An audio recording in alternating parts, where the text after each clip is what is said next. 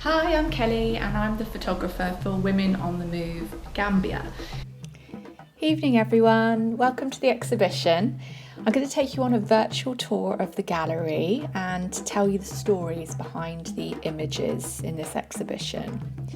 The video is about 13 minutes long, and afterwards I'm going to be live on Instagram taking some questions, so I hope you guys have got a few for me. So let's begin. I want to give you a quick bit of background information about the exhibition.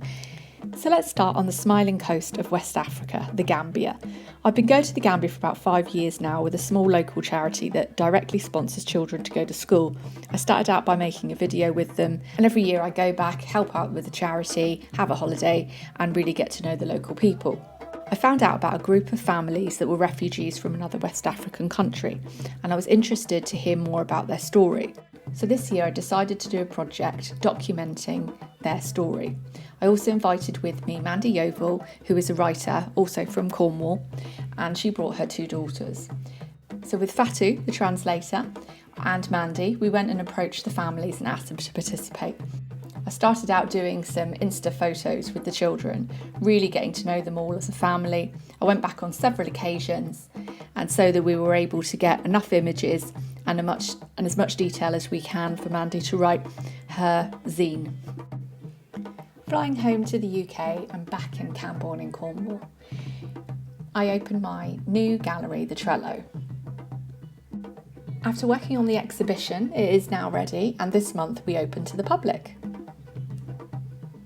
So I'm now going to take you on the virtual tour of the exhibition.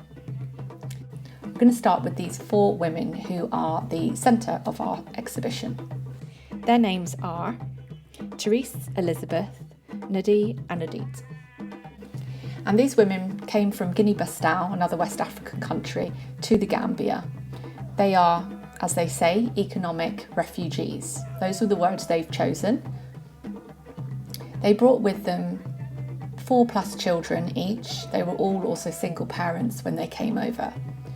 They said that they came because they wanted to have a new start with a better economic future. Guinea-Bissau is a very poor country. It has a lot of political instability. In fact, in the short time that we were in Gambia, it actually had 2 presidents. So we're going to look at the central image of the exhibition. This image, as you can see, is a teenage girl hanging some washing. The significance of this is that the women, when they came to Gambia, went door to door asking for washing. So they set up their own enterprise doing the washing in the community. So the washing is the centre of this exhibition. It's enabled them to become independent, to send their children to school, and to survive and also prosper in this new country. So here we look at the washing basket.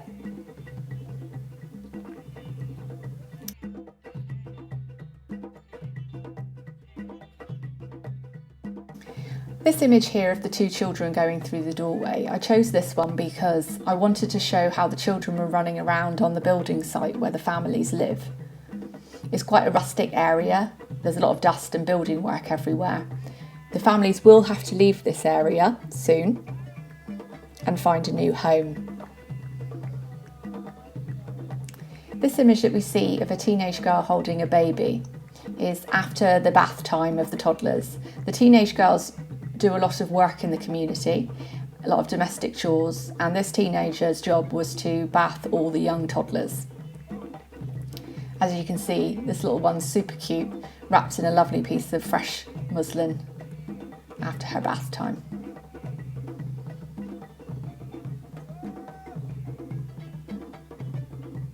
As we move around the exhibition, from the introduction of the 4 women and the introduction to the washing, we now move over to some of the images of the children. Of course, they make this exhibition. This little guy particularly was popular in the exhibition to people coming in. I think this is probably one of my favourite images. Moving over to this little girl, I chose her because this really shows the atmosphere of the compound in which the families live. You've got the building work behind, but then you've also got the lovely clean washing. As you can see, this little girl's very well dressed. She was just toddling about the compound that evening, playing with the washing.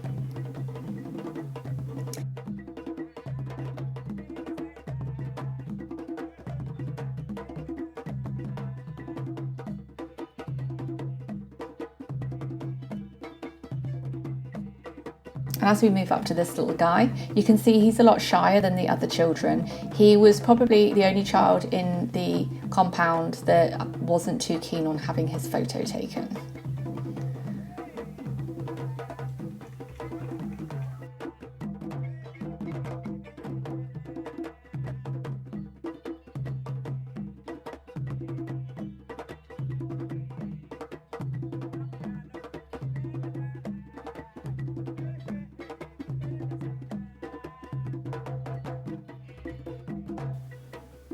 As we move around the exhibition, we see Luna here, our gallery dog.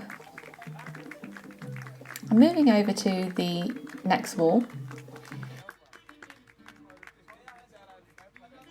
This is a selection of images aimed to show life in the compound where the families are living communally.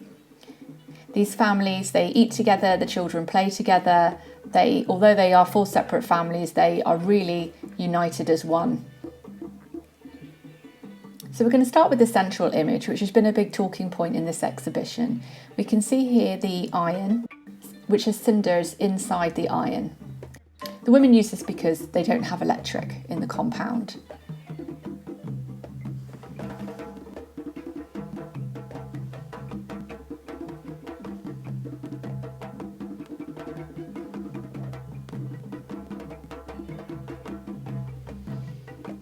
So, moving over to this image inside the rooms, you can see it's very dark in here again because there is no electric.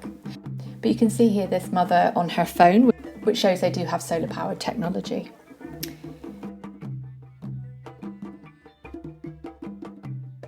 Over here you can see another young teenage girl busy doing the washing.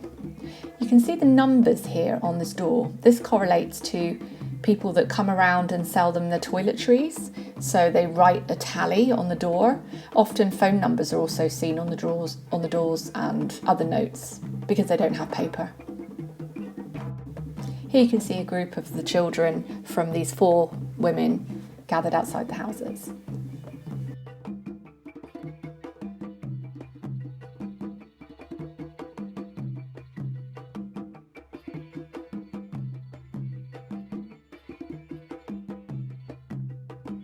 And here we've got their only pet, a cockerel. I was really happy, as from a photography point of view, how clear a lot of the images came out when we printed them large. As you can see, this cockerel's come out really well. We've used an art paper, just in case you're interested, so it doesn't have any glare on it. That's why we're able to film this so nicely. And obviously there's no glass in the frames. So moving over to this, another young teenager, busy cooking dinner.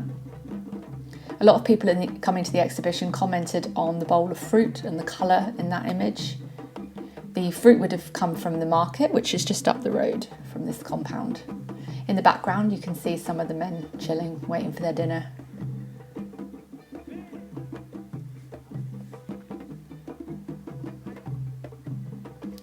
And as we move up to the top row is dedicated to the children before school, so all 3 images were taken before school time. This is one of the older teenagers, and you see he's holding some football boots.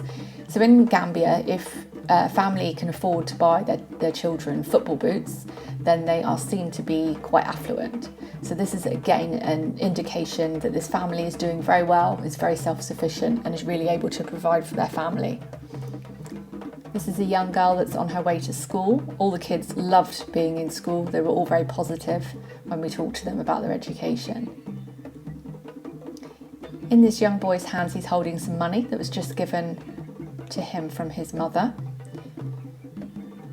You can see the washing basket behind because, again, it's that symbol that due to the washing business, they're able to provide for their children. and they're able to go to school, and they're helping that next generation of young people.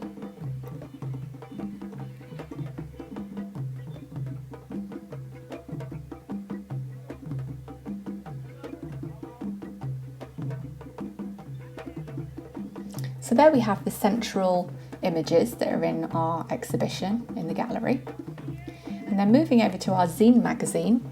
This is our zine magazine, which is basically a mini magazine. Now, the zine gives a lot more information about this project and the women's stories as told by Mandy Yeovil, who has given us a fantastic written account of these women's lives and what they said, lots of their quotes. And you can also see more of my images in the zine as well. The great thing about the zine is having that physical copy after this exhibition, and we're also been able to share that, and we're going to be taking a lot of these copies back to the families as well over in Gambia.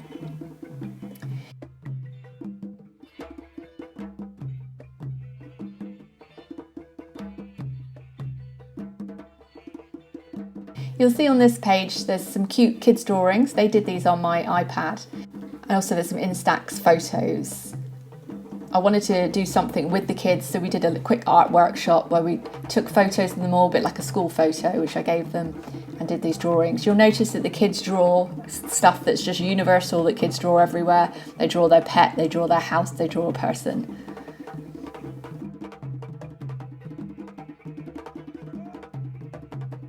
You'll see here the Meet the Artist page that has myself, Mandy and Fatu, our fantastic translator.